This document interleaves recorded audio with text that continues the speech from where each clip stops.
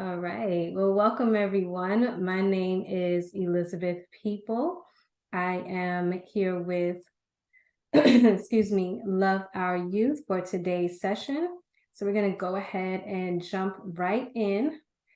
So just to give you all a little bit information about us, as you come in, please let us know that you're here, drop a comment, say hi, hello, in the chat box. And of course, any questions that you have, feel free to drop them in the chat box as well. We are here at the Career Lounge Live, which is designed to help you be a greater you. This lounge is glitching. Oh, let me see. I'm glitching. Sure, no problem. We'll just make sure everybody is here. Yep, good. Okay, sorry, technical difficulties today. Hopefully you guys working with us. We're gonna get it all together. Okay, so let me start over. My name is Elizabeth People with Love Our Youth. And welcome to today's Career Lounge Live, which is helping you be a greater you. This lounge is designed to help middle and high school students prepare for life after high school. Failing to plan is planning to fail, and we definitely want to make sure no one is going to be in that space, right? So this is why we come on each week and we do these sessions to kind of help you understand what that can look like after high school, whether you're going to college, going into employment, a trade school. There's so many options that you have, and we want to help you kind of figure out what those options look like for you and how you can best proceed in that space. So today's topic is what to know about financial aid. So if you are planning to go to college, this is a great session for you to sit in on, because we're going to talk all about financial aid and other financial opportunities for you to go to college. So we want you to invite your friends to our Facebook group. If you're already a part of our Facebook group, please feel free to go ahead and tag your friends so they can see this live. And we'd love for you to hit hashtag replay if you're watching the replay and have any questions. We will definitely step in to help you answer any of those questions you may have. So make sure you're using that chat box or the comment feature and let us know any questions that you may have from today. Again, we want to thank you for being with us today. We want to take a quick moment to give a special thanks to Career Lounge Live sponsor, EXL. They are a leading data analytics and digital operations and solutions company. You can learn more about them at EXL. More about EXL at www.exlservices.com. Thanks to their sponsorship, we're able to bring this lounge to you at no cost. And that is so major. We do this every week, and we're so happy to be here to be able to do this. So thank you, thank you, thank you to EXL for your amazing sponsorship.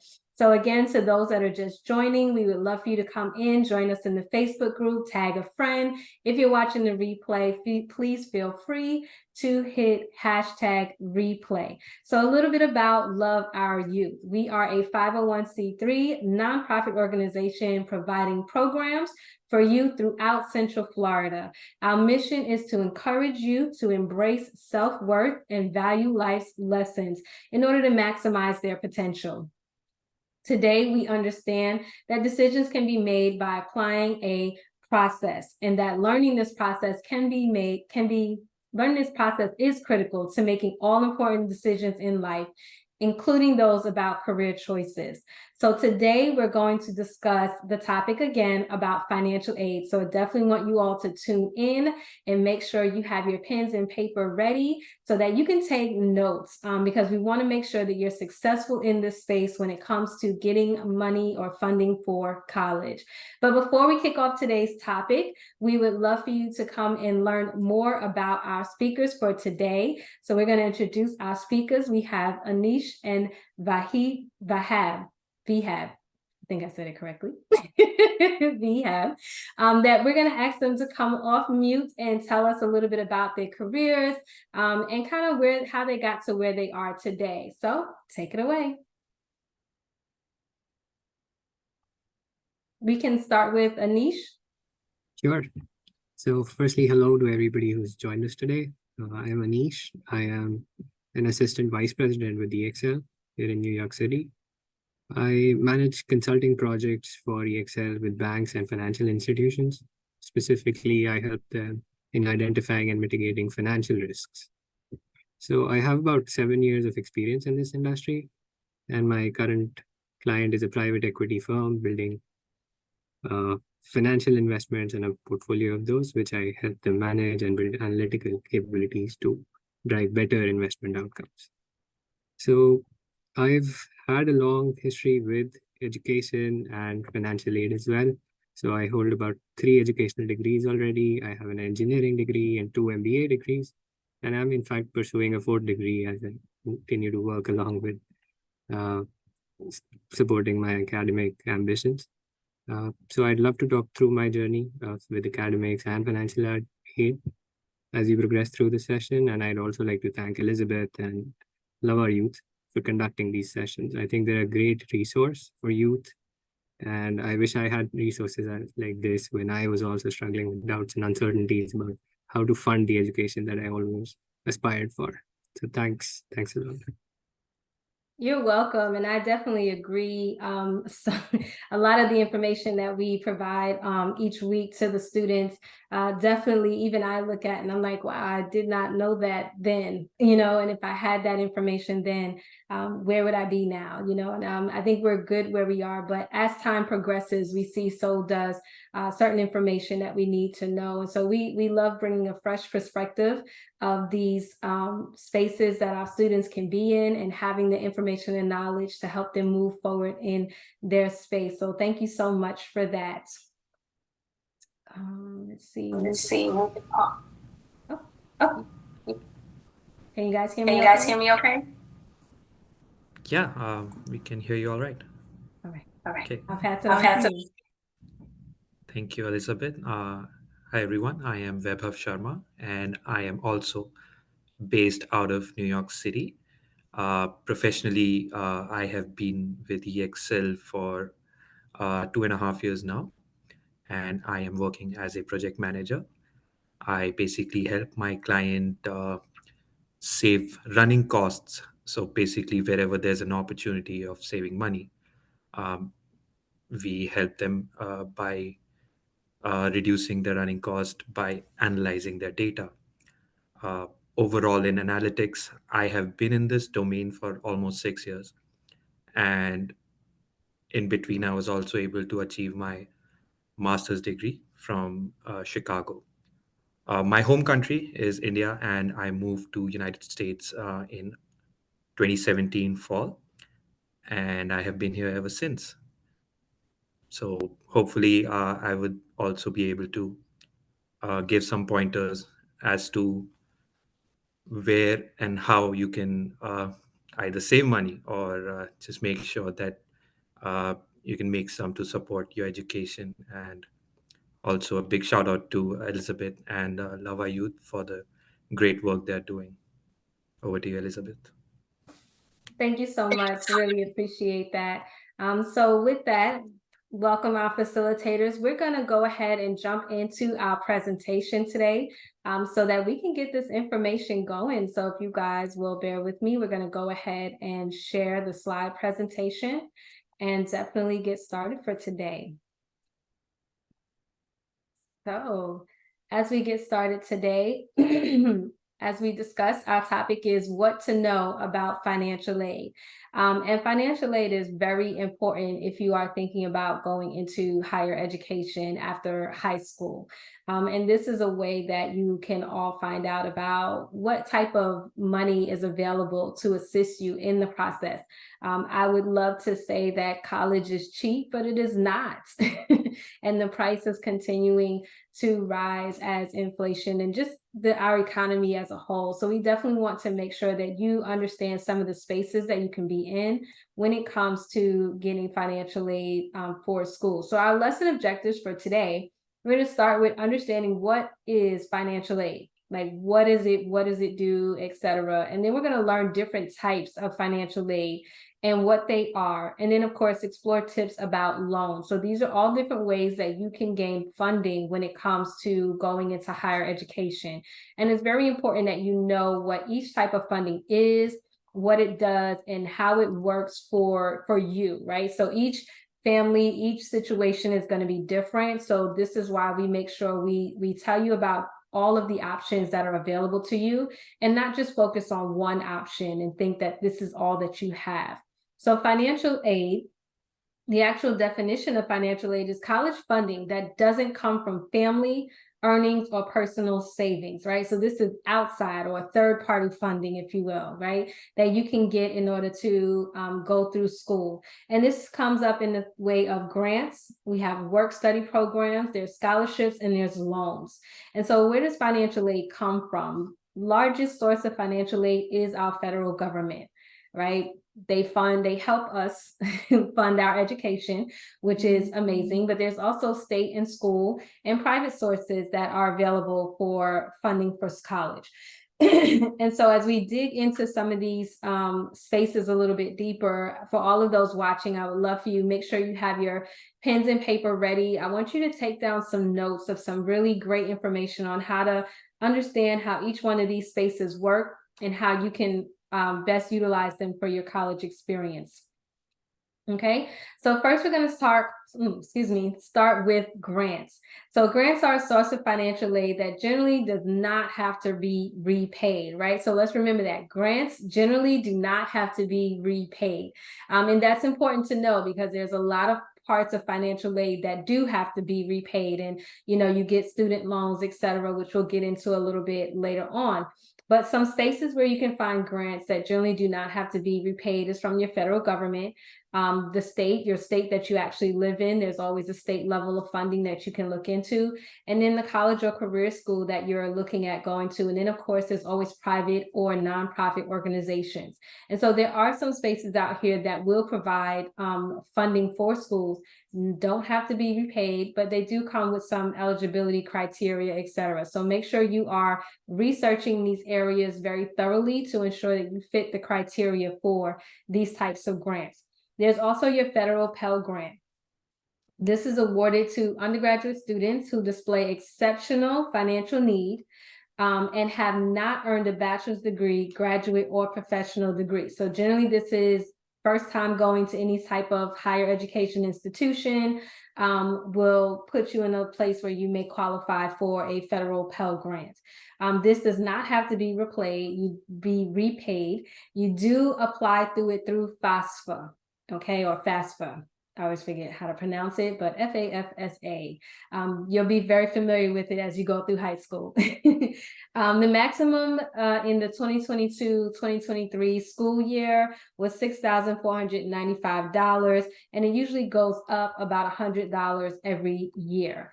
So take that into consideration when you are looking at colleges and different type of funding for colleges. Will you be eligible for a federal Pell Grant? The amount you get from the federal Pell Grant does depend on expected family contribution, cost of attendance at the school, your status at that school. Are you a full-time student or a part-time student? And that's very critical when it comes to any type of financial aid for school.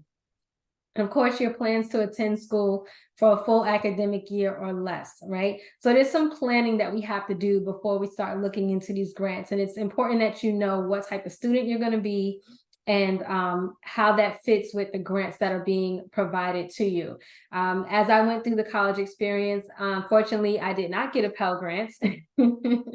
But there was some other financial assistance that I was able to obtain. But the federal Pell Grant was definitely one that my high school definitely made sure that we all knew about. So if you're in high school currently and you're, say, 11th or 12th grade, make sure that you are speaking with your counselors or the appropriate people at your school about getting information about the federal Pell Grant and seeing if you're eligible for that.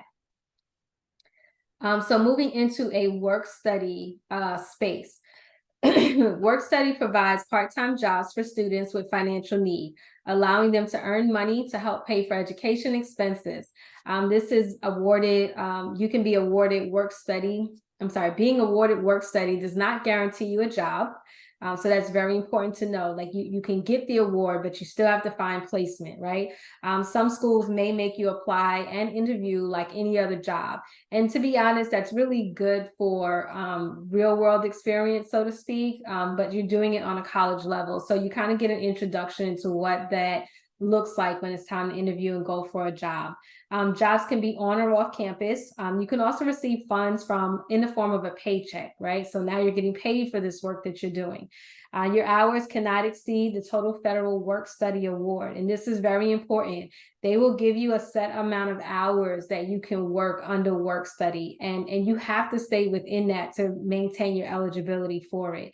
That means you have to be able to plan out really well. Plan out your classes, plan out any extracurricular activities, clubs, etc. that you might be in, because you still have to be able to work that job to maintain those hours.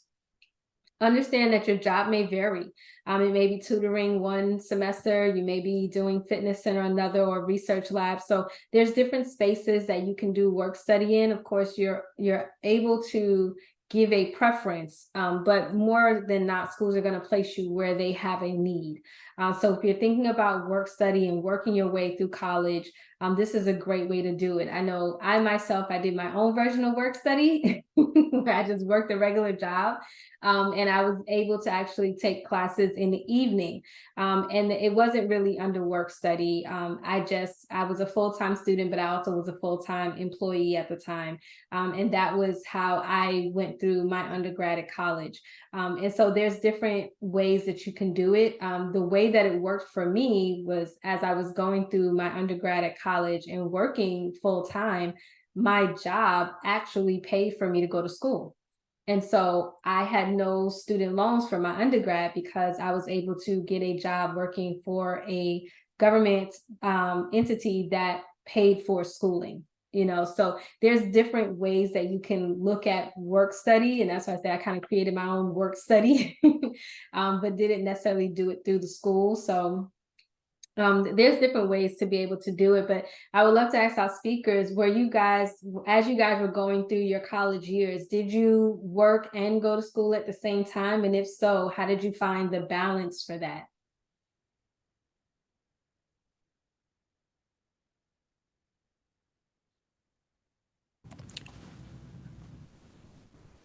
So for me, the work didn't come with my studies. We did have a summer break, and in that, I was able to pursue an internship. And that was something which, those were the funds which I was able to use for mainly my living expenses. And that's how I covered it. Of course, it was uh, not a lot, but yeah, it did help me uh, get through with my rent and my food and some other basic necessities. So yeah, that was for me. My internship helped me out with that. I had a similar experience as above, where I was funding some portions of my personal expenses, specifically through uh, certain work study jobs or internships. Uh, but recently, I've continued to pursue academic degrees through online platforms and distance learning programs, where it's easier to work and support your education at the same time, right? So I don't necessarily have to make time to go and attend classes live anymore, and I can do this virtually and when I have time to be able to do them.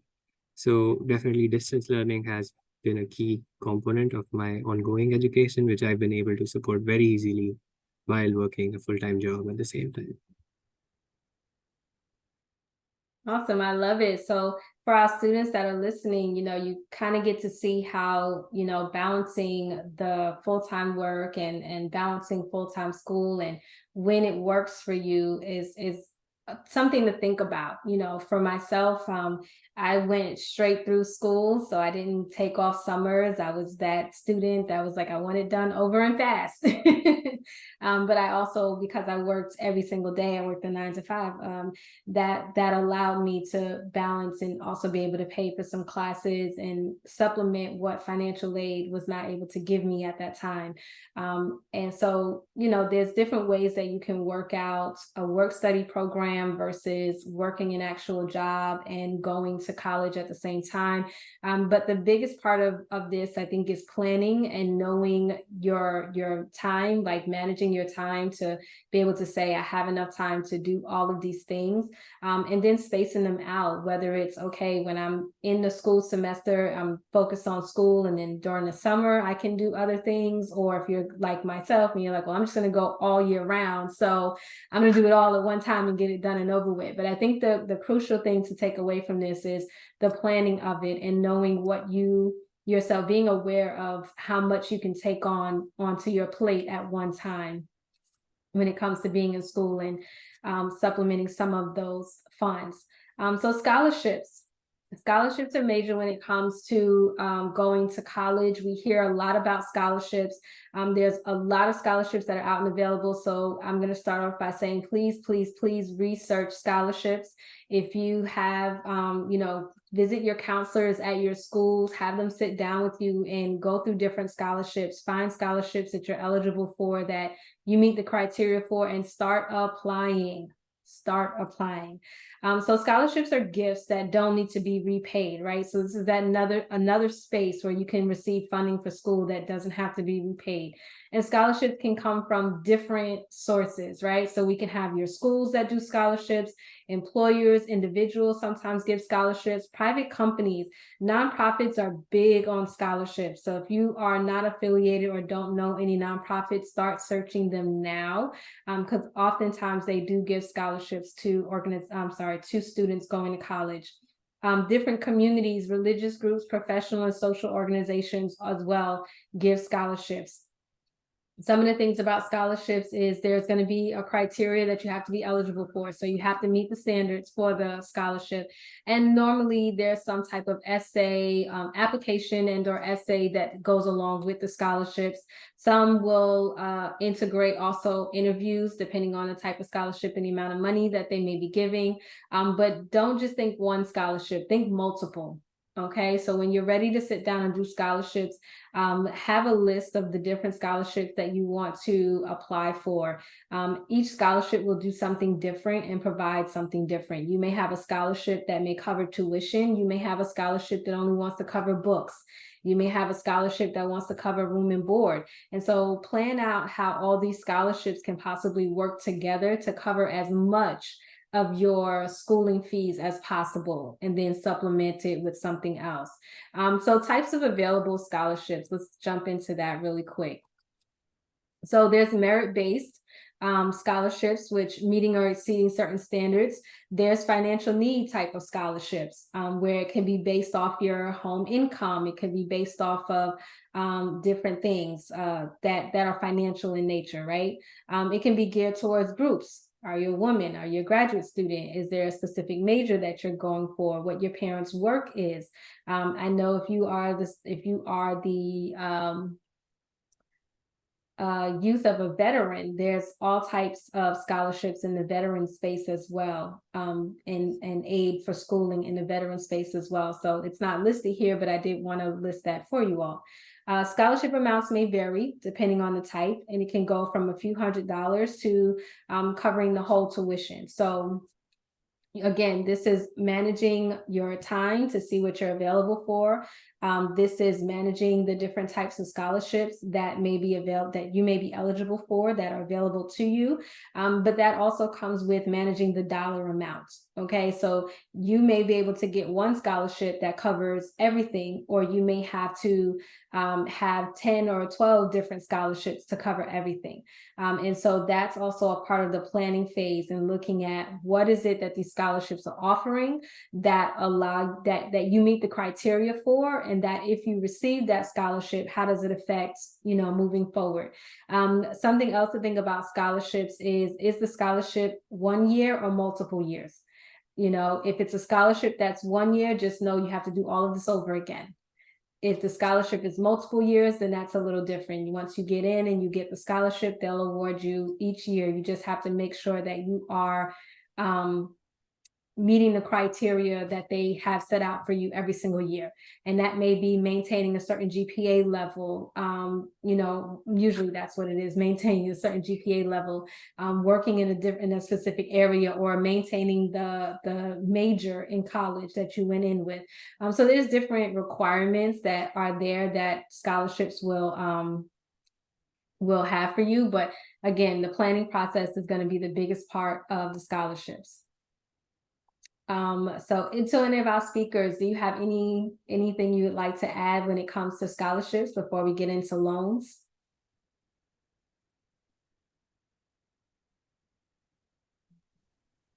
Oh. All right. So we're going to get into loans. And loans are definitely different than the last two that we talked about, scholarships and grants. So with loans, if you apply for a loan, and you may be offered them from school, and trust me, they will offer you loans. But understand that a loan is excuse me. Understand that loan is money that you borrow. And if you decide to take it, and it must be paid back, right, with interest. So we hear that a lot, paid back with interest, and they do not play about the loans. You have to pay them back.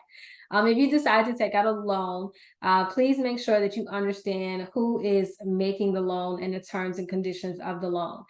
So who is the loan holder? Like who's giving you the loan? What's the name of that company? What are the terms of the loan? And that's talking about your repayment, right? So how long do you have to repay? What is the interest rate that you have to pay the loan back at? Things like that are all things that you want to know. I will be honest, most students going into college don't read that far.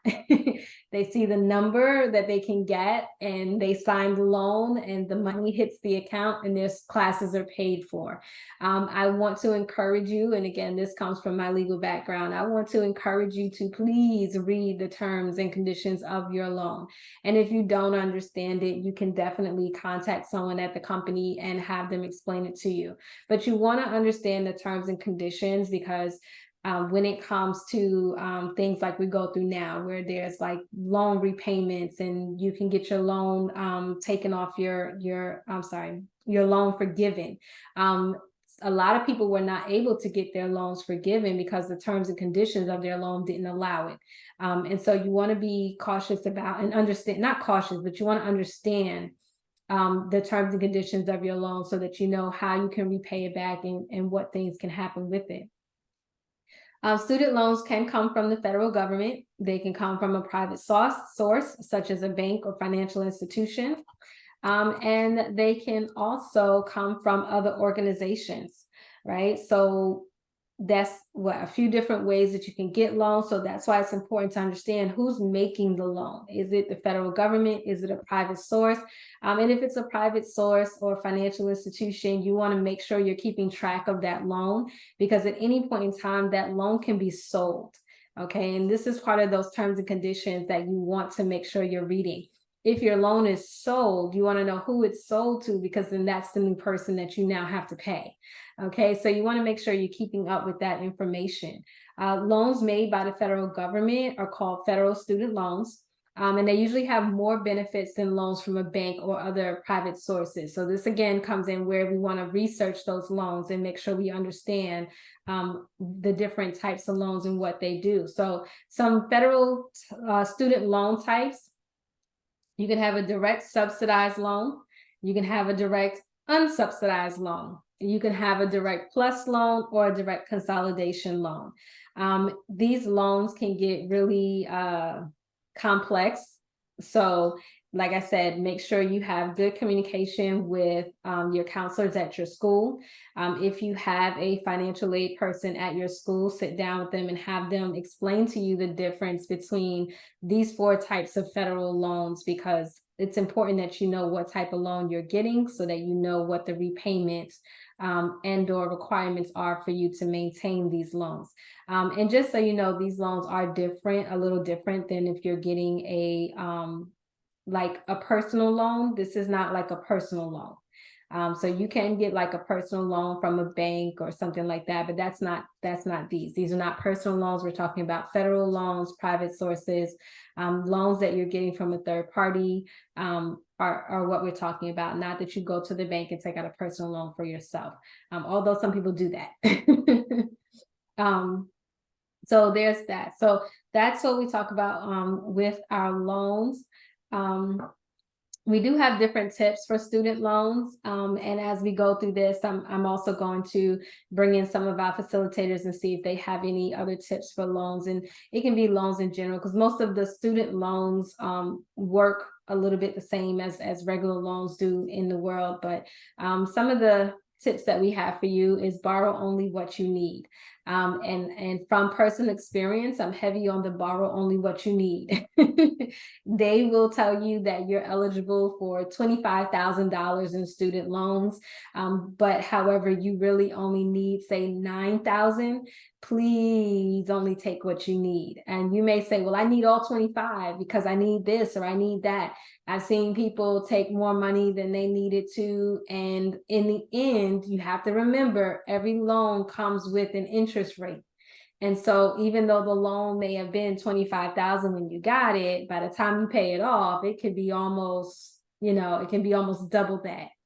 And so you want to ask yourself, is it worth it to take the full 25 or just take only what I really need? I only took what I needed. If my tuition and everything, if $9,000 covered it, I might have taken $10,000 just for it to be an even number. But then that extra $1,000 went to my books. I was taking law classes. Law books are not cheap, y'all. At least not then. And so it was like, okay, well, my books are not covered by this price, so let me just take out enough to cover my books. I didn't take money out to buy a vehicle. I didn't take money out to do, different things that I saw a lot of the other kids do. And it may sound great at the time, but in the long end, you're going to pay more for it. So please only borrow what you need. Take out loans from the federal government first. They come with a fixed rate and usually lower than private loans, much lower than credit cards. And as you become a college student, you will get a plethora of mail for credit cards. Be careful. Be careful. You don't need credit cards. You don't need a credit check or a cosigner for most federal loans, which is good. And you don't need to begin paying those loans back until you leave college, or you drop below half-time. So if you're a full-time student going to college and you take out a federal loan and you go the full time of your schooling, generally those loans do not have to be repaid until after you're done with college. And they can also be deferred if you go back to college. So I did my undergrad and then I did my master's a few years later. In that window, I did start paying back on some of my loans. I did have a small loan from undergrad. But then for grad school, I didn't go back after that. So I had to pay, as soon as I was done. And so just keep that in mind, that they will hold off on repayment until you are done with school or you drop below half-time. So again, making sure that you're keeping enough classes to maintain your loan status, and making sure you understand your interest rates, et cetera, to pay back if necessary. They also offer flexible repayments options, and they postpone your loan payments, as we just talked about. And depending on your job, you may be excuse me, there might, oops, sorry guys, hit the button too soon. Go back. I'm gonna work this out. Sorry, I turned from the screen too soon. And so these are some tips for your student loans. And so I'm going to ask our facilitators today, do you guys have any other tips for our students when it comes to either student loans or any type of funding that they can get in going into school? Yes, I think the first line here really needs to be emphasized over and over again, borrowing only what you need. It's critical, and a lot of us, I speak from experience as well, that a lot of us end up missing out on it, and on both sides, right? So there are some of us who end up borrowing more than we need, and then there are others who fall short and then have to take supplemental loans at higher interest rates just because they did not plan for all the expenses that you could have, right? So it's not just tuition and fees that you're talking about here, but room and board, books, like you mentioned, and other personal expenses, and all of these can add up. So I think the first critical step here is to budget for college, to know what the different cost heads would cost, add up to. And there is a lot of help available online for this, right? So there are sources on the internet, such as say collegecost.gov, that will give you uh, the net price of attending a university, right? So you can go in there and put in a specific university that you plan to attend or you're aiming for, and you'd be able to find out what's the net price paid by students post on average, right? Students from your background, etc. And you can customize a lot there to figure out what is it that you need, right? Before you're able to borrow only what you need. And then the other piece there is, like you said, to focus on subsidized or federal loans first, right? Typically, these are only for undergrad programs, especially the subsidized loans, but come with lower interest rates. The important thing also to remember is whether or not interest accrues before you leave school. A lot of times, the interest rates can be high and continue to accrue even while you're studying, right? You ideally do not want to be paying interest or your loan amount to keep increasing while you're studying. And there are subsidized loan options out there that allow you to start that clock of annual interests only after you've left school and have a full-time job to be able to support uh, the debt that you have taken for your education. So definitely very important points here.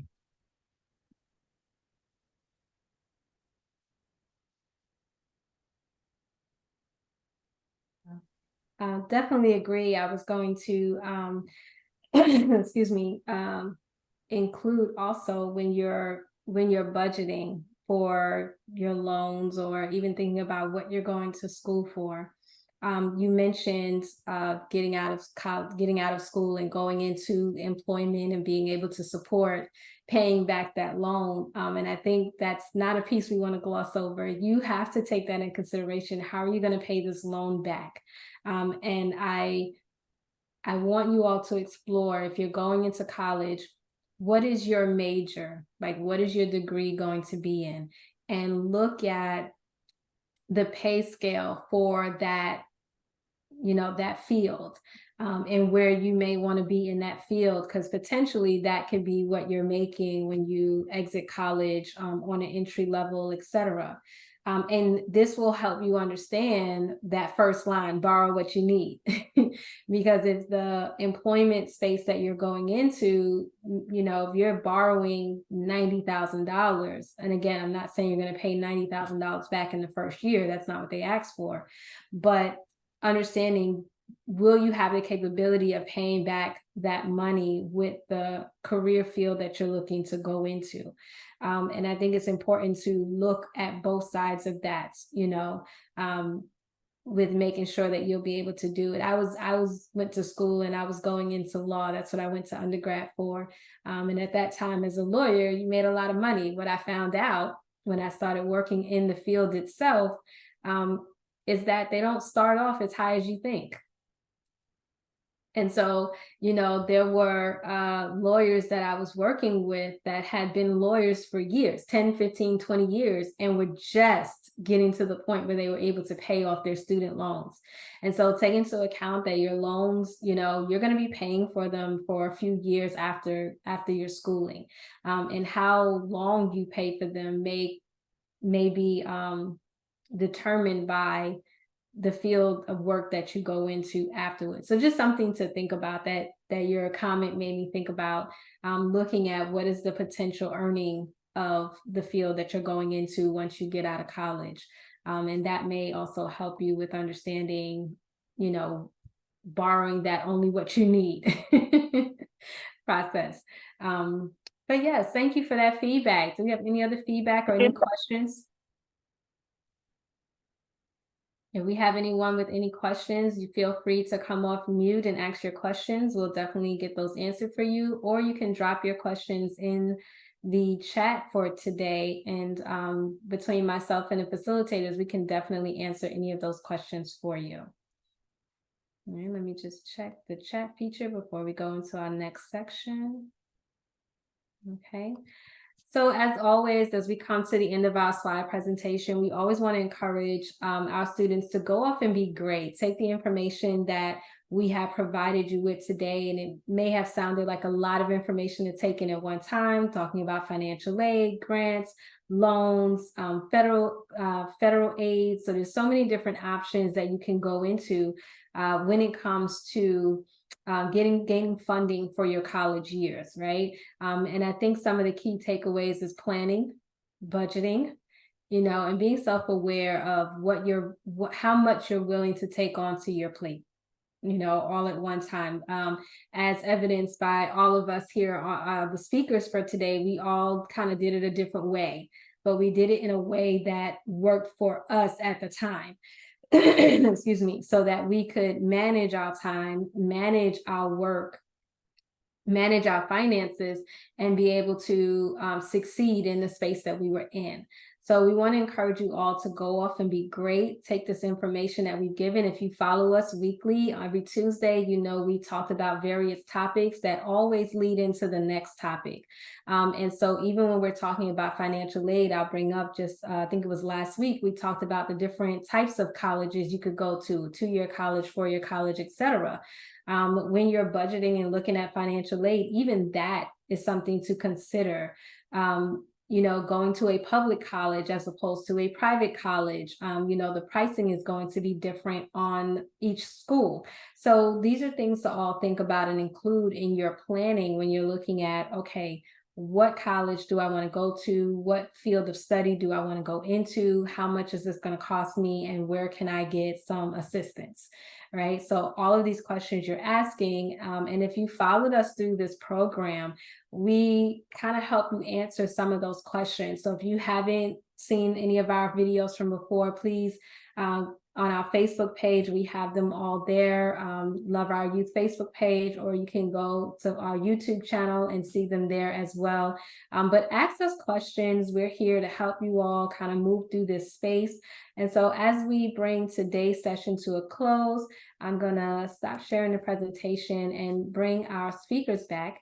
And I just want to ask our speakers if you all have any closing remarks or words of encouragement for our students today that are watching us and getting this information and getting ready to embark on that space that we call after high school.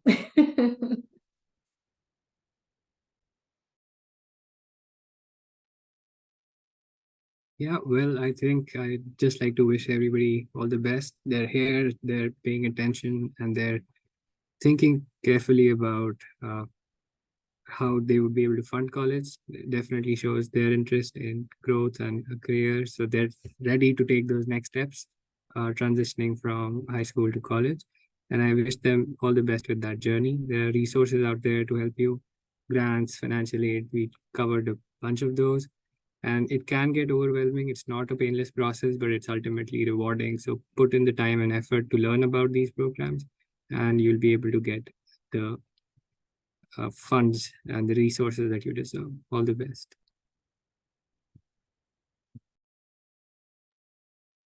Yes, absolutely. It is definitely a process, but I think as all of us on here, we can definitely attest to it's definitely a rewarding process. Once you're able to complete that and say, I did it, and come through on the other side and be able to go into such amazing career opportunities, and kind of set the tone for your life at that point in time. So definitely thank you for those final words of encouragement. Excuse me. Do you have anything that you would like to add to today's topic?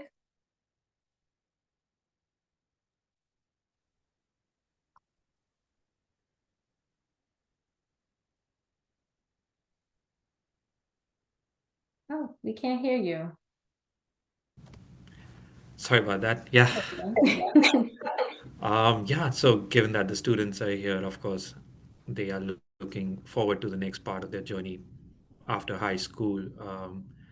As Anish said, it's going to be painful. It's going to take a lot of hard work.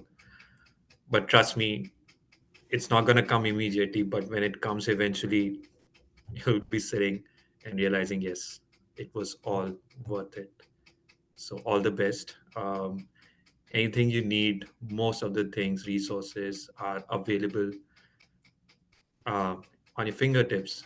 Just by a Google search, you should be able to find everything you need. So you just need to look until you find it. So, all the best. Thank you so much for that. And I'll just add in, don't be afraid to ask questions, right? A lot of times we think we know something, or it may sound silly to ask a particular question, but when you're embarking on college and you're going into that space, I want you to understand you're getting ready to make some very adult decisions that are going to shape the rest of that year, and how your schooling looks, how your finances look, even down to the friends that you're going to make while you're in that space. Um, Ask questions, find a mentor, find someone who's maybe a year older than you in college, and ask them about their experience, ask them about what it's like, get them to possibly share their stories about the financial aid space, or about picking classes, and different things like that. You don't have to walk this path by yourself. You don't have to figure it all out by yourself. I think the biggest things that you want to think about are, what space do you want to be in? Like, what career field do you want to go into? And then choosing the best school to go there. And once you have that, then you can start reaching out to people that possibly went to that school, possibly are in the college, like if it's College of Health or nursing or something like that, that can give you some insight as to, what the school is really like, how things really go. And that can help you make a better, more informed decision when moving forward in that space. Considering visiting the college if you can, whether it's a virtual tour or a tour in person. There's a lot of decisions that go into that next step. But I really want to emphasize the fact that you don't have to do it by yourself. You don't have to have it all figured out by the time you step the first foot on campus. A lot of us started school in one area and ended up in a different area before we finished. A lot of us go into college with ideas of what we think it's like, and then we get there and it's not exactly what we thought. But there are ways that you can prepare yourself for going into that space. And some of that is just reaching out and asking questions, asking for assistance, asking for help, asking about things that you don't know about, things that you're unsure about, and getting that feedback and that information to help you make a more informed decision about how you're going to move forward. So with that, I want to thank everyone for coming out today. I want to thank everyone that took time out today to sit with us today for our topic about financial aid. We want to invite each and every one of you to come back next week. No, I'm sorry, come back, because next week is Thanksgiving. The following week, we will be back for our next Career Lounge Live on November 28th at the same time, 3:15 p.m. Eastern Time. We encourage you to invite a friend, bring a youth, have them come in and bring their questions with them about these topics that we're discussing. And before we leave, we definitely want to give a special thanks to Career Lounge Live sponsor, EXL. They are a leading data analytics and digital operations and solutions company. To learn more about EXL, our amazing sponsors, please visit www.exlservice.com. And thanks to their sponsorship, we're able to bring this lounge to you at no cost. And again, we do this on Tuesday afternoons at 3:15 Eastern. You can see our lives in our Facebook group, and you can also see the replays on our YouTube channel. So if you are watching the replay, we definitely would love for you to put #replay so that we can connect with you and answer any questions that you may have on this topic. And until next time, we all look forward to seeing you again on November 28th, 2023, right here in our Facebook group for our next session. So with that being said, everybody, we hope you have a wonderful week, a wonderful holiday, and we'll be back November 28th. Thank you all so, so much.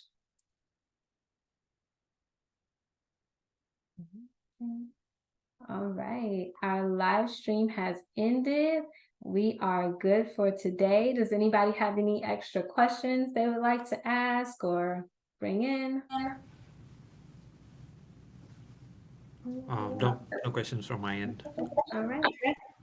Not seeing any other questions in the chat, so we are good to go. So thank you everybody for being with us on the Zoom call today. We look forward to seeing you all on the 28th.